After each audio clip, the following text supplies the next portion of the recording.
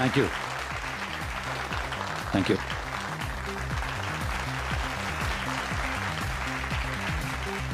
Thank you so much.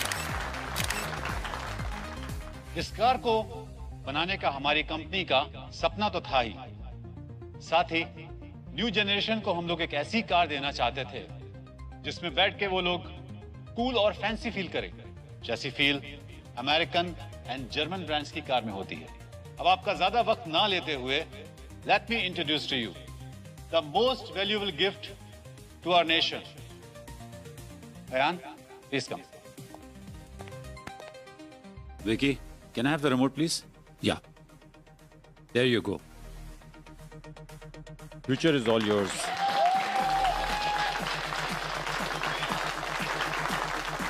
Introducing the new Booster.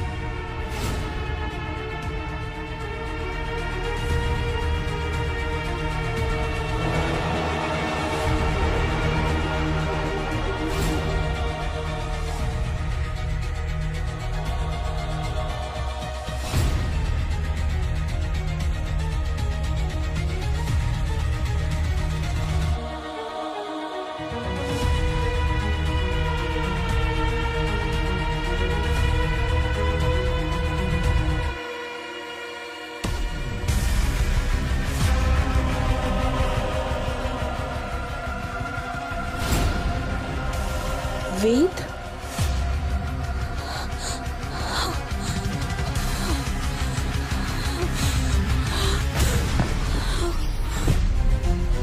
Devika, कौन?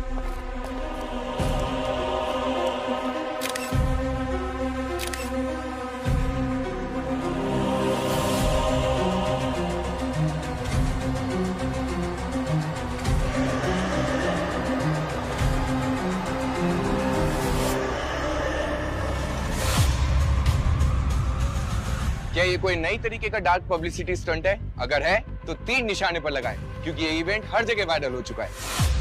आमतौर पर कार के साथ उसके फीचर्स लॉन्च होते हैं, लेकिन बूस्टर के साथ लॉन्च हुई है उसकी ड्राइविंग सीट पर बैठी हुई एक डेड बॉडी। आज जहां पर बुकिंग्स के लिए कस्टमर्स की लंबी लाइन होनी चाहिए थी, आज वहीं पर आई हुई है सीआईडी की टीम।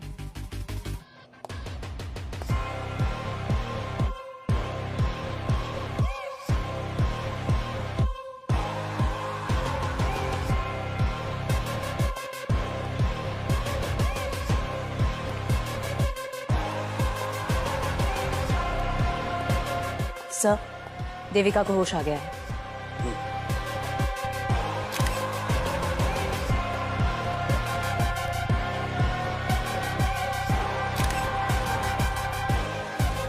सर, जब हमने पहले बॉडी को देखा था तो एकदम चट्टान जैसे कड़क थी। अब देखिए सर, धीरे धीरे इसका रंग रूप बदलता जा रहा है। लगता है बॉडी फ्रोजन थी पंकज, जबरदस्ती कार में बिठाया गया है। 20 साल पहले वेद गायब हुए थे और आज अचानक से ऐसे यूं। वेद आपके क्या लगते थे? इनके पहले पति थे और मेरे कजन। सर, वो वेद जैसे दिख रहे हैं, वो वेद नहीं है। वेद को गए हुए तो 20 साल हो गए हैं। और हाँ, वो जो बॉडी पे टैटू है ना, वो वेद जैसा ही है। वो तो 20 साल पहले लद्दाख में बर्फ में। सर, आई एम श्योर कोई ना हमारे साथ प्रैंक कर रहा है। हाँ, आप चेक करिए ना। और आजकल तो आपको पता है ना, 3D वाले मॉडल्स कितनी इजीली बन जाते हैं। ये नकली है।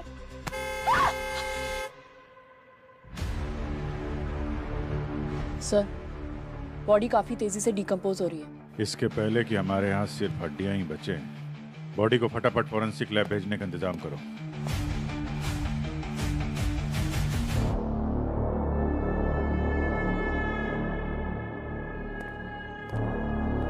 बीवियां कभी झूठ नहीं बोलती हैं। इस आदमी को मरे हुए लगभग 20 साल हो गए।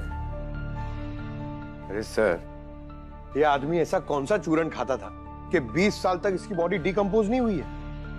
पंकज, मैंने इस आदमी के मसल टिश्यूज और ब्लड सेल्स बहुत अच्छी तरह से चेक किया, और जिस तरीके का माइक्रो बैक्टीरिया इसकी बॉडी में मिला है, उससे साबित होता है कि इस आदमी की लाश किसी ऐसी जगह पर दबी हुई थी जहां चारों तरफ बर्फ ही बर्फ थी, एकदम ठंडा इलाका। क्या? हाँ, ऑलमोस्ट -20 डिग्री टेम्परेचर। और इतना कम टेम्परेचर इंडिया में सिर्फ हिमालय के हाई एल्टीट्यूड एरिया में मिलता है और कहीं नहीं। लेकिन अगर 20 साल से किसी मरे हुए इंसान की लाश कहीं दूर पहाड़ों में दबी हुई थी, तो फिर ये अचानक मुंबई कैसे आ गई? अरे ऐसा कौन सा स्पीड पोस्ट है कि लाश वहां पहाड़ों से या मुंबई एक कार के सीट में आ गई? पंकज, अभी लाश स्पीड पोस्ट से आई है या टाइम ट्रेवल करके आई है, ये पता लगाना तुम लोगों का काम है ना।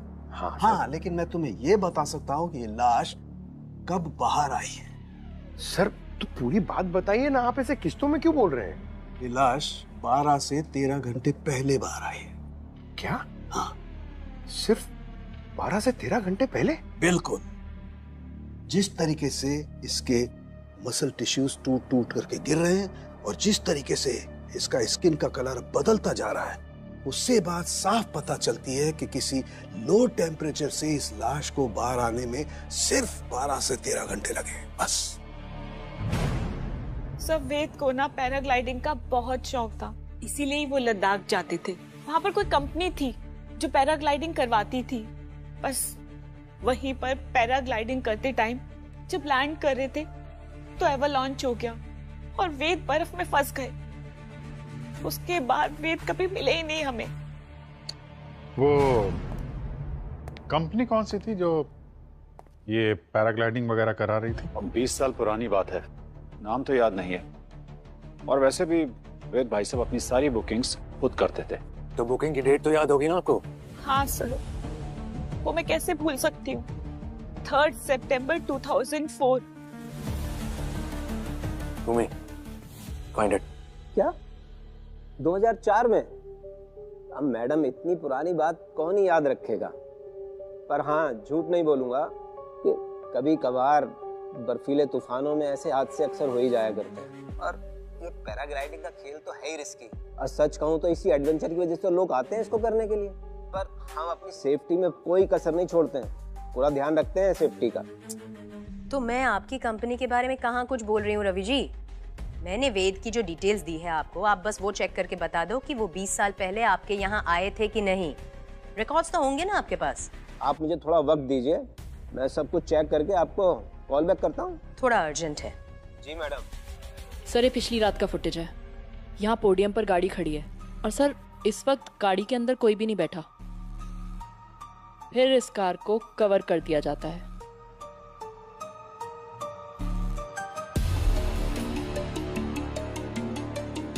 और फिर आज सुबह यहाँ जब इस कार को अनकवर किया जाता है, सर देखिए, वेद की लाश ड्राइवर सीट पर बैठी मिली है।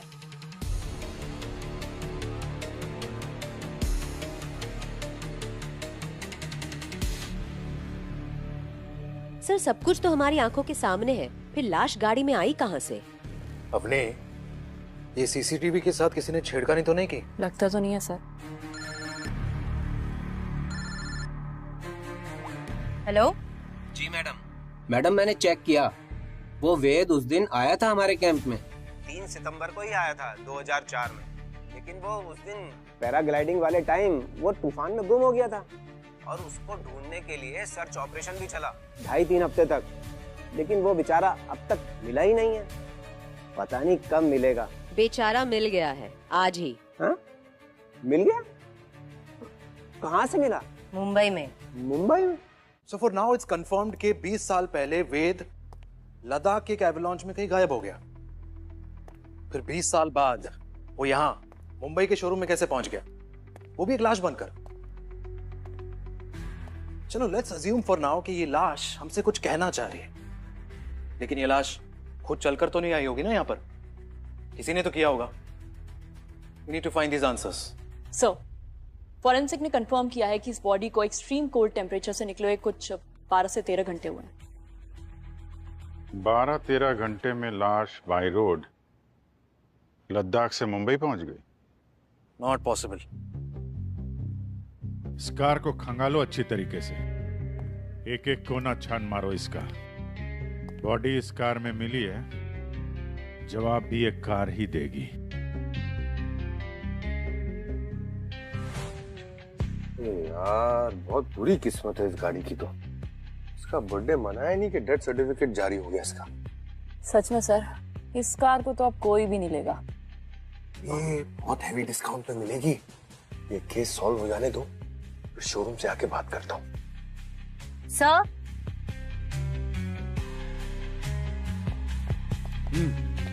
सर यहाँ से बहुत अजीब स्मेल आ रही है।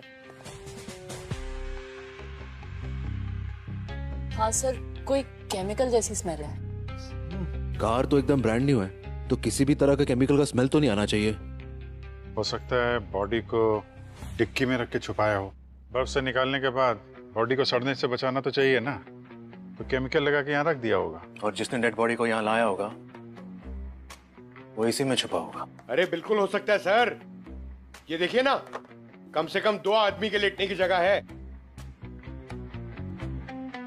पंकज सब ठीक है ना? ठीक ही है सर।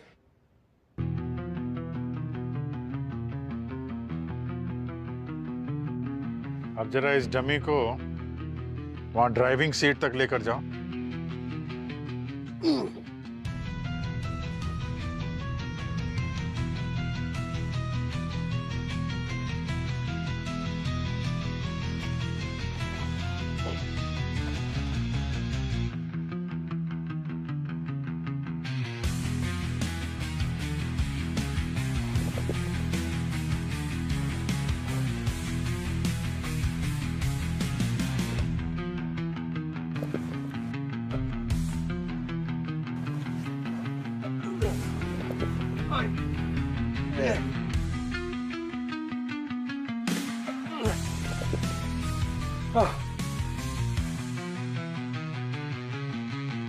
हालत खराब हो गई सर। ये तो कोई तगड़ा आदमी कर सकता है सर, मेरी तरह। अगर इतना मुश्किल काम था तो जरूर सर ये किसी आदमी का है। भूमि, जरा तुम भी अपने हाथ आजमाओ। हो जाएगा सर।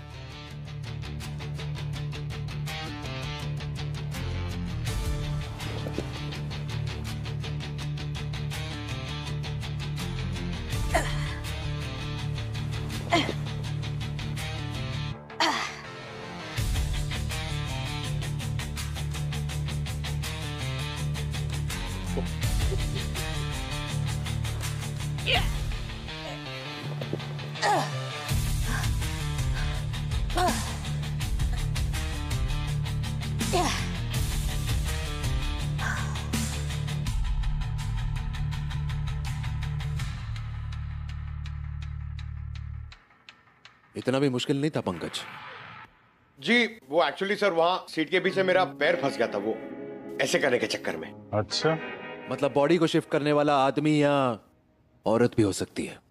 और वो जो कोई भी है उसको यहाँ के सीसीटीवी कैमरे की पोजीशन के बारे में पता है, इसलिए बगैर कैमरे में आए इस काम को अंजाम दे दिया। तो मतलब कोई घर का ही मेंबर होगा।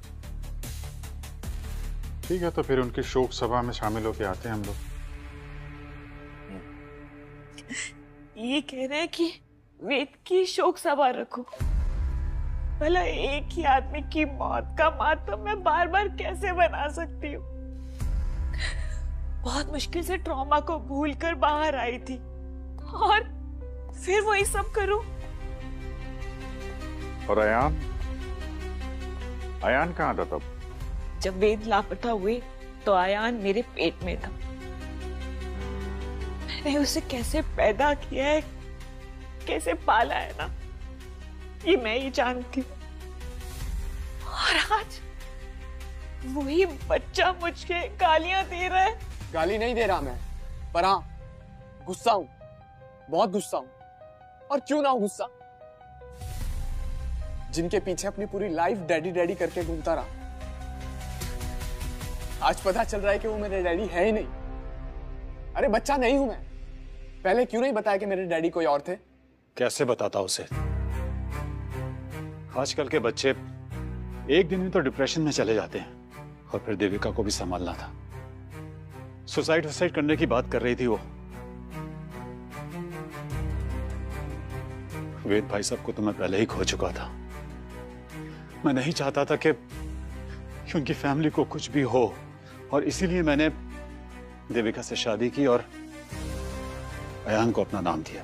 क्या जरूरत थी अभिषेक को ये सब करने की, पर उसने ये सब किया। वरना वेद की बहन नैना हमें सड़क पर लाने का पूरा इंतजाम कर चुकी थी। नैना? क्या था नैना ने? पापा का पूरा बिजनेस मैंने संभाला था। उस वेद को तो दुनिया घूमने से फुर्सत नहीं थी।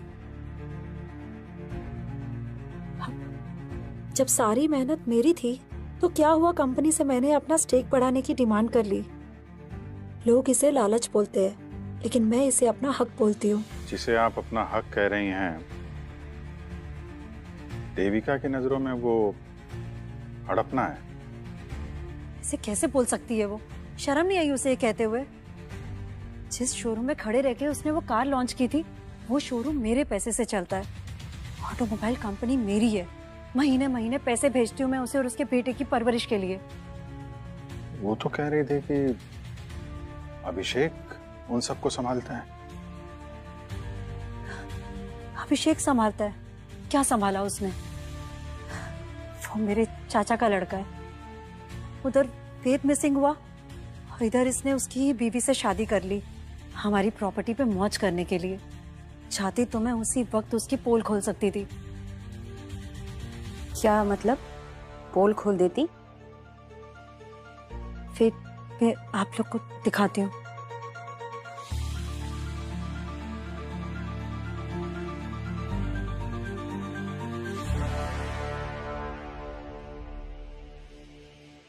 ये देखिए सर, देविका से शादी करने से पहले अभिषेक ने किसी श्वेता नाम की लड़की से भी कोर्ट में शादी की थी।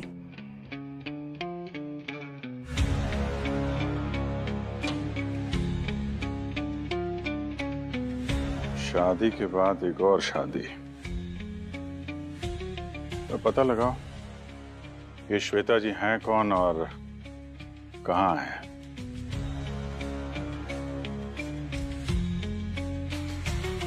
5 मिनट के लिए देखने दीजिए ना, वो हमारे फैमिली मेंबर थे। सर आप प्लीज समझने की कोशिश कर दीजिए, हम ऐसे किसी को भी अंदर जाने नहीं दे सकते हैं। अरे मैडम। सर आप लोग जाइए प्लीज, बिना परमिशन के आप अंदर नहीं जा सकते। क्या बात है? मैम, वेद मेरे हस्बैंड थे और आयान उन्हीं का बेटा है। आज तक हमने आयान को ये नहीं बताया कि वेद उसके पापा थे।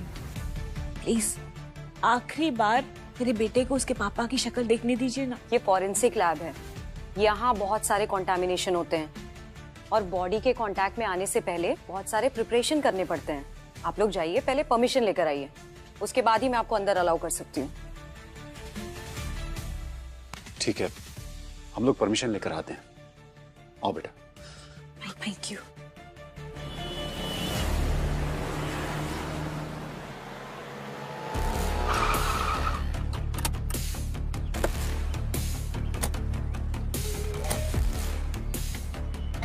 सिक्योरिटी। हाँ जी कहिए। ये जो सामने वाली बिल्डिंग रेनोवेशन पे गई है, सुना है कि उसके काफी सारे ओनर्स इस बिल्डिंग में शिफ्ट हुए हैं। हाँ, वहाँ से तो काफी सारे लोग यहाँ रह रहे हैं। तो उनमें से कोई श्वेता नाम की औरत भी रह रही है क्या? अब मैडम इतना बड़ा सोसाइटी है, इसमें तो 2500 श्वेता रहती होगी। वो तो ठीक है, लेकिन अच्छा जरा याद करके बताओ कि 40 साल के आसपास की कोई लेडी है क्या? हाँ, एक तो तीसरे मंजिले पे है जो श्वेता नाम की एक 40 लगभग है वो।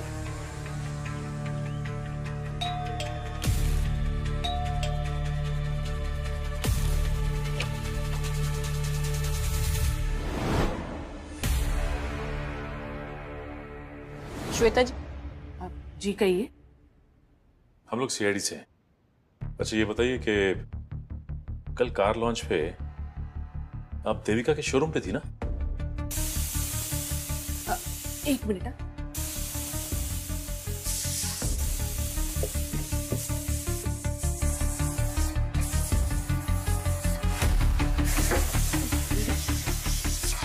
लगता है दाल गल गई। आपने हमारी बात का जवाब नहीं दिया।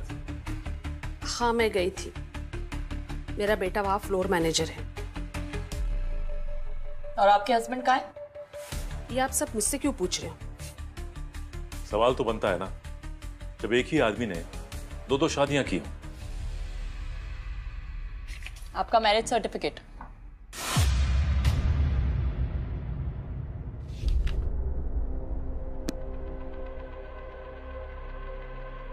हाँ, अभिषेक ने कोर्ट मैरिज की थी मुझसे, और विकी हम दोनों का ही बेटा है। और अभिषेक ने अपनी ही कंपनी में अपने ही बेटे को एक फ्लोर मैनेजर की हैसियत से रखा हुआ है।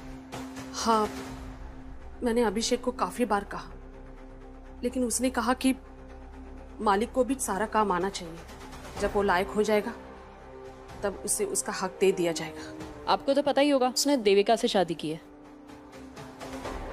मजबूर थे बेचारे, वरना चचेरे भाई की बीवी और बच्चे की जिंदगी बर्बाद हो जाती। अच्छे इंसान है वो, परिवार के लिए प्यार की कुर्बानी दे दी। देविका जानती है कि आप अभिषेक की पत्नी हैं।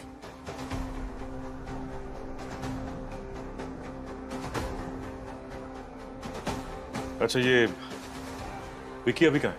मुझे नहीं पता, कल से वो घर नहीं आया। मुझे थोड़ी ना वो बता कर जाता है। एनीवे, फिलहाल हम चलते हैं।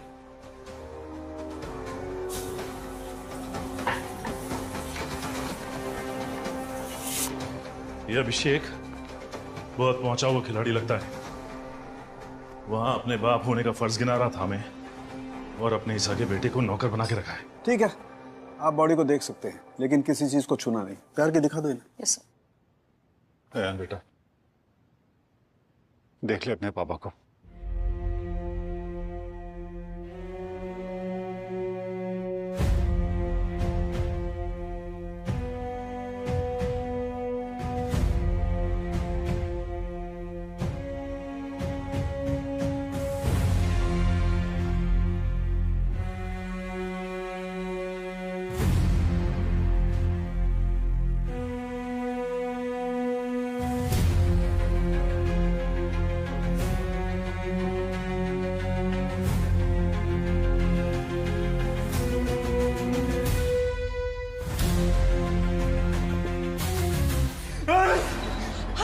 अयान बेटा, संभाल मैं आपको।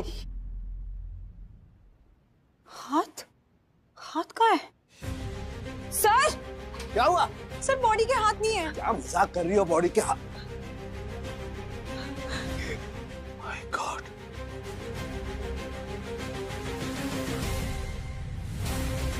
दोनों हाथ कटे हुए। अरे गार्गी, इसके दोनों हाथ किसने काटे? फॉरेंसिक लैब से कौन चोरी करके ले गया हाथ? आपको थोड़ा भी रियलाइजेशन है इस बात का? ये बात सुनने में ही कैसा लग रहा है कि सीआईडी के फॉरेंसिक लैब में से कोई डेड बॉडी का हाथ काट कर ले गया? ये बात अगर सीआईडी ऑफिस के बाहर लीक हो गई ना, तो सीआईडी की रेपुटेशन की धज्जियां उड़ जाएगी। I am sorry sir. You sorry? Yes sir, I am really very sorry. मैं जानता हूं हमसे बहुत बड़ी गलती हुई है, लेकिन सर अगर हम इस गलती में एक अपॉर्चुनिटी तलाश कर ले तो। क्या मतलब? मतलब ये सर कि अगर हम ये पता लगा लें कि ये कटे हुए हाथ दरअसल किसके काम आ सकते हैं, तो सर शायद हम इस केस को और ज्यादा जल्दी से सॉल्व कर सकते हैं। I think he is right. अब चोरी हो ही गई है तो हमें इसका फायदा उठाना चाहिए। Yes sir. Super, mind blowing. नहीं, गुड गोइंग। Very good. कल स्टाफ के अलावा फॉरेंसिक लैब में और कौन कौन आया था? कोई भी नहीं सर। मैं तो आईडी कार्ड और रजिस्टर में एंट्री के बिना किसी को यहाँ पे झांकने तक नहीं देती। बड़ी बड़ी बातें मत कीजिए, कोई तो आया था यहाँ पे। रजिस्टर दिखाओ। जी sir. Shield and shine company, ये दो लोग कौन है? सर ये तो सैनिटाइजेशन वाले हैं, ये रेगुलर आते रहते हैं यहाँ पे। हाँ सर, वो 2 हफ्ते में एक बार विजिट करते हैं। फॉरेंसिक लैब है तो सैनिटाइजेशन की जरूरत पड़ती रहती है, उनसे टाई अप है सर हमारा। शील्ड एंड शाइन कंपनी, पता लगाओ किन दो लोगों को भेजा था उन लोगों ने यहाँ पे।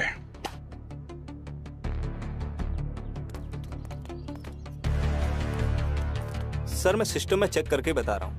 कल हमारे लड़के जाने वाले थे लेकिन नहीं गए। शेड्यूल में था कल विजिट का, लेकिन वो और किसी साइड पे फंस गए। लेकिन ये कंफर्म है हमारे लड़के नहीं गए, ये कंफर्म है सर। ठीक है, ये शेड्यूल तो आता जाता कोई भी देख सकता है। कल या पूरे दिन कौन कौन आया था? सर जो भी आए थे सबका डिटेल है इसमें। ये अभिषेक, देविका, अयान, ये तीनों क्या कर रहे हैं आज यहाँ? सर डेड बॉडी देखने आए थे। अयान को आखिरी बार अपने डैड से मिलना था। सर वो लोग तो कल भी आए थे और बिना परमिशन के मैंने उन्हें जाने नहीं दिया सर। कल भी आए थे वो लोग यहाँ पे? जी सर। और यहीं खड़े थे जहाँ पे हम लोग खड़े? Yes sir. फिर तो इस शेड्यूल पे उन लोगों की भी नजर पड़ी होगी। वो सैनिटाइजेशन वालों की कोई शक्ल देखी तुमने, उनका चेहरा? सर वो तो मास्क और यूनिफॉर्म से पूरी तरीके से कवर थे, तो हमने बस डेटा एंट्री की और उन्हें जाने दिया। जब तक वो हाथ नहीं मिल जाते तब तक ये केस हमारे पकड़ में नहीं आएगा। वो हाथ मुझे चाहिए अभिजीत।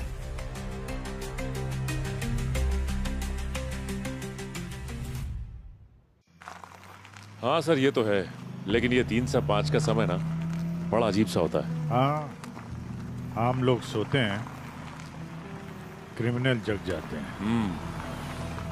ये तो है।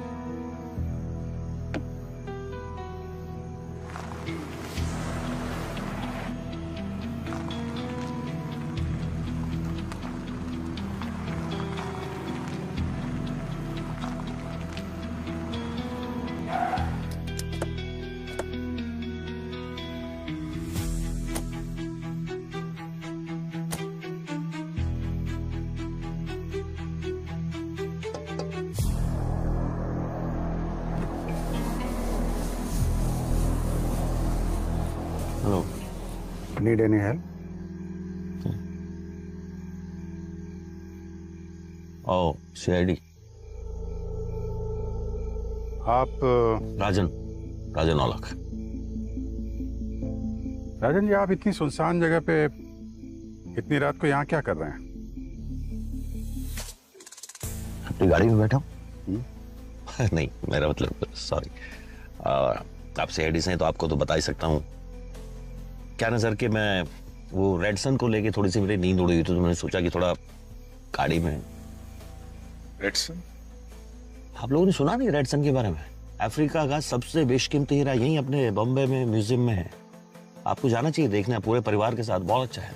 हो जाएंगे हम लोग, बाद में देखेंगे। अभी आप जरा थोड़ा डिक्की खोल दीजिए। Dicky sir? कुछ नहीं डिक्की में। देख लेते हैं।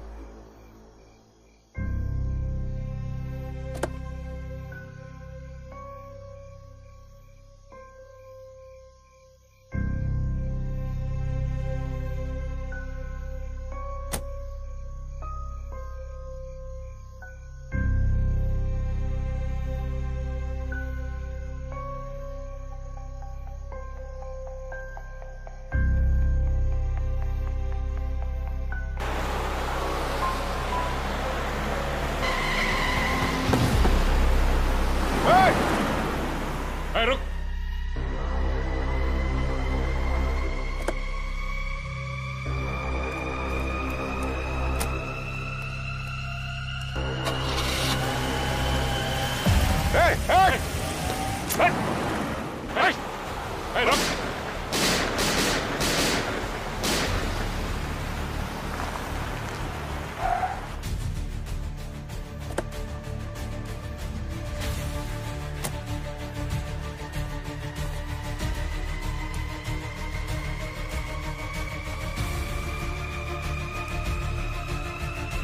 Put your guns down.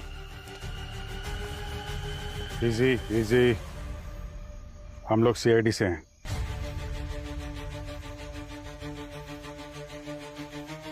गोली आप लोगों ने चलाई थी? जी हाँ, गोली हम ही ने चलाई। हम लोग पेट्रोलिंग पे थे और यहाँ पे एक आदमी खड़ा था। हमको शक हुआ और उससे डिक्की खोल के दिखाने के लिए कहा, लेकिन मौका मिलते ही भाग गया। दिखने में कैसा था? अच्छी हाइट थी, लंबा चौड़ा था, वेल बिल्ट। राजन नाम बताया था उसने। राजन? कब से पीछा कर रहा हूं उसका। He's the most wanted jewel thief. वो और उसका partner Rehan Roy red sun को चुराने की फिराक में है। हाँ, कुछ अफ्रीकन रेड सन की बात कर तो रहा था वो। 25 अप्रैल को एक चोरी कर चुका है। अब रेड सन तक पहुंचने से पहले उसे पकड़ना पड़ेगा। किस डायरेक्शन में गया? ओ, इधर ही सीधा गया वो। Okay, thank you officers. All the best.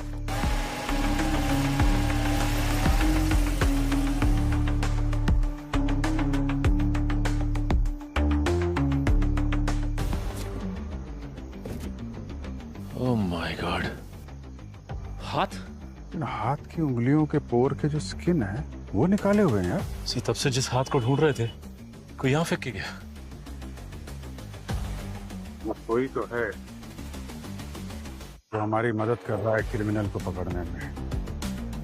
ये देखो, ये दोनों कटे हुए हाथों की ये 10 उंगलियां देखो। जहां जहां से फिंगरप्रिंट्स मिल सकता था वहीं से स्किन हटा दी गई है। तो सिर्फ फिंगरप्रिंट्स चुराने के लिए हाथ काटे गए हैं। और ये फिंगरप्रिंट्स किसी पासवर्ड प्रोटेक्टेड प्लेस को खोलने के लिए भी चाहिए होंगे। करेक्ट। कोई डोर, कोई तिजोरी। जिसका मतलब जिसके पास भी ये तिजोरी या डोर है इधर पे, उसी ने हाथ काटा और चुराया है। सर, मैं देविका और अभिषेक के रिकॉर्ड्स जैसे कि बैंक अकाउंट्स, बिल्स वगैरह चेक कर रही थी। उसमें से ये मिला।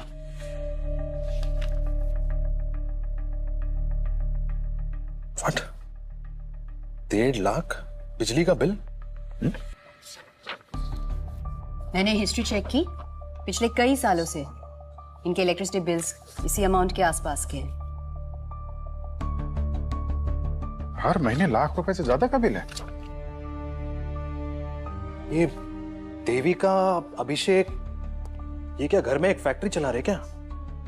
हर महीने लाखों का बिल, वो भी बिजली का। चल क्या रहा है? इतना एसी क्यों चला रहे हैं ये लोग? मतलब घर में शिमला बनाना है क्या? एक मिनट। क्या बोला तुमने? सर, मैंने तो बोला बस कि घर में शिमला बनाना है क्या? शिमला? लद्दाख भी तो बना सकते हैं। पंकज, तुम लद्दाख के लिए निकलो तुरंत। जिस कैंपिंग कंपनी के लिए वेद ने पैराग्लाइडिंग की थी उसकी सारी डिटेल्स निकालो। सारे प्रूफ चाहिए मुझे। Okay, come on. अभिजीत, कल रेड मारने की तैयारी कीजिए। अच्छा। अभी एक कटे हुए हाथ ही हमें उनके गले तक पहुंचाएंगे।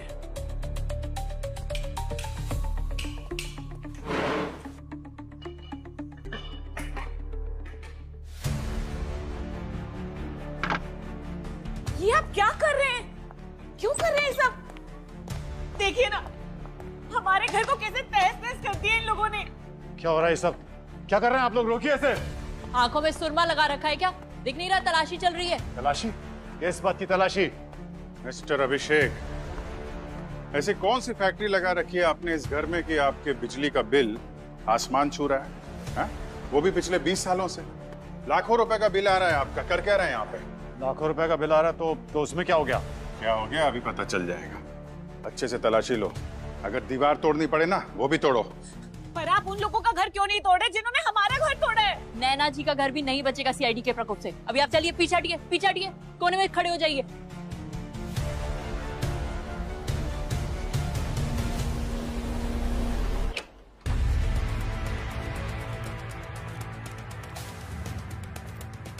ये रहा सर्च वारंट नैना जी, ध्यान से पढ़िए इसे। फिर बाद में मत कहिएगा कि सीआईडी ने मेरा घर उलट पुलट कर दिया।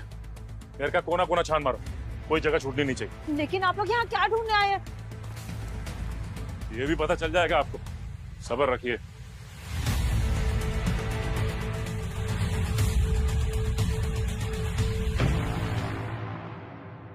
सर मैंने तो मैडम को फोन पर सब बता दिया था, कैसे वो वेद बर्फीले तूफान में गुम हो गया था। मेरे पास कुछ न्यूज़पेपर कटिंग्स भी है उस दिन की। ये देखिए, जिस दिन एक्सीडेंट हुआ। ये सब ठीक है। आप लोग यहाँ पे ग्रुप की फोटोज लेते हैं ना कैंप में? हाँ सर लेते। तो वेद की 3 सितंबर 2004 की ग्रुप फोटो दिखाइए। सर अब इतना पुराना, 20 साल पुराना कहाँ से मिलेगा सर? है सर, पुराने एल्बम में मिल जाएगी। चुप कर, मुझे कुछ पता भी है सर, इसे कुछ नहीं पता। 1 मिनट, फोटो लेके आओ। जी सर। ये रही सर।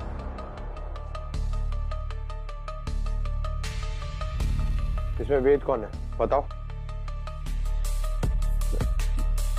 ये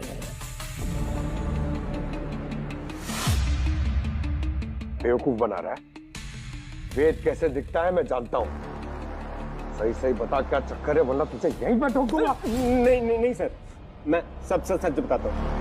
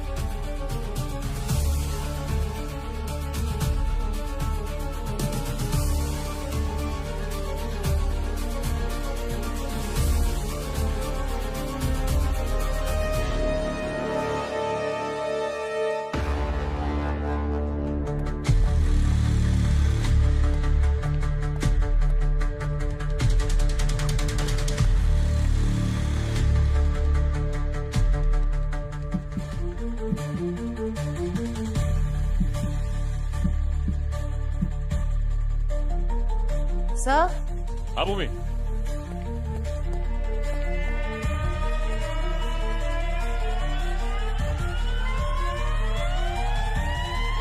डेफिनेटली यहाँ कुछ है।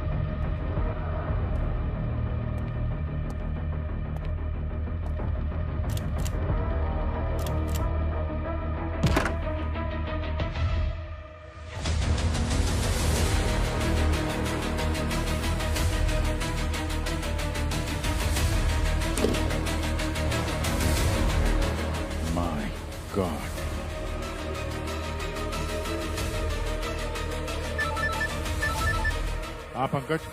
सर यहाँ वेद की सारी एंट्रीज फर्जी हैं। यहाँ पर वो कभी पैराग्लाइडिंग करने आया ही नहीं था। आता भी कैसे? 20 साल से तो ये यहाँ फ्रीजर में जो पड़ा हुआ है, देविका के बेसमेंट में।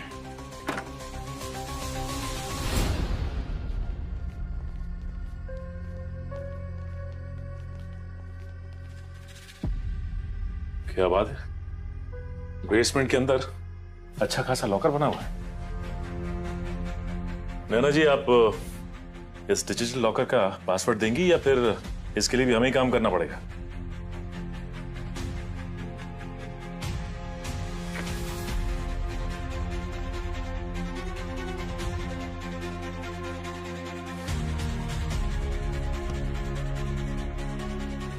ये वही कटे हुए हाथ के फिंगर्स की स्किन।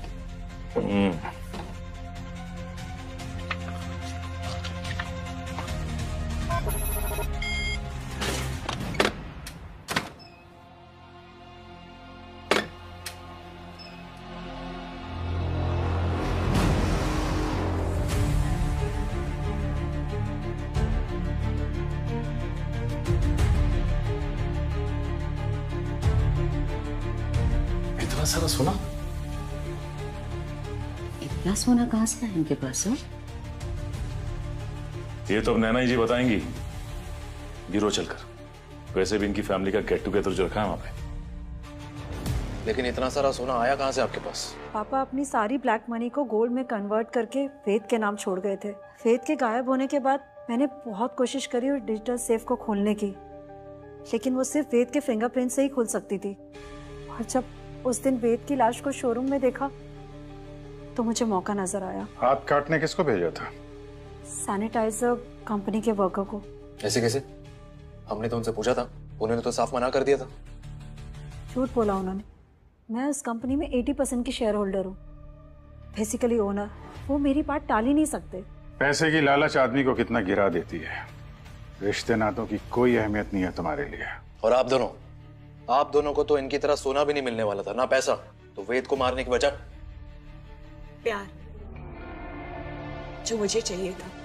वेद से मेरी शादी तो हो गई थी, पर मुझे प्यार नहीं मिला था। शादी के 1 साल बाद मेरी मुलाकात अभिषेक से हुई।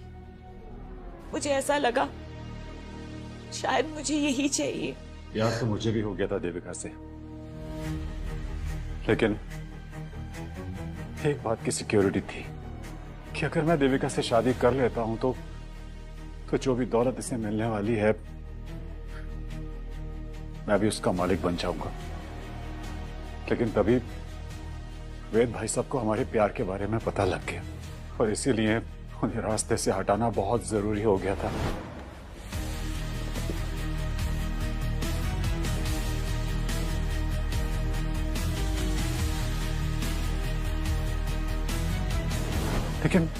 लेकिन उन्हें मारने के बाद हमें पता लगा कि एक पुश्तैनी तिजोरी है और उसे पाने के लिए हमें वेद भाई साहब की लाश को संभाल के रखना पड़ेगा, क्योंकि उनकी लाश ही उस तिजोरी की चाबी है। बहुत लंबा इंतजार किया आप लोगों ने, 20 साल। फिर तुम लोगों को एक कहानी की जरूरत थी कि वेद पैराग्लाइडिंग करते हुए मारा गया, है ना? हाँ। लद्दाख की उस कैंपिंग कंपनी के मालिक को मैंने 10 लाख रुपए पे किए ताकि वो झूठी खबर फैला सके। हाँ, इतने सालों तक हमने उस लाश को छुपा के रखा, पर पता नहीं उस दिन शोरूम में वो लाश कैसे आ गई। उसे अयान लेकर आया था।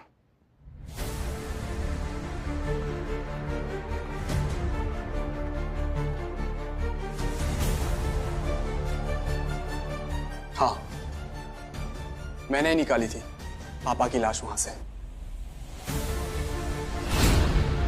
एक दिन मुझे मेरे ही घर में छिपा हुआ एक बेसमेंट मिला। नीचे गया तो वहां पे फ्रीजर में एक लाश पड़ी हुई थी जिसकी शक्ल बिल्कुल मेरी तरह थी। फिर मैंने इन दोनों को एक्सपोज करने के लिए विक्की की मदद से पापा की लाश को शोरूम तक पहुंचाया।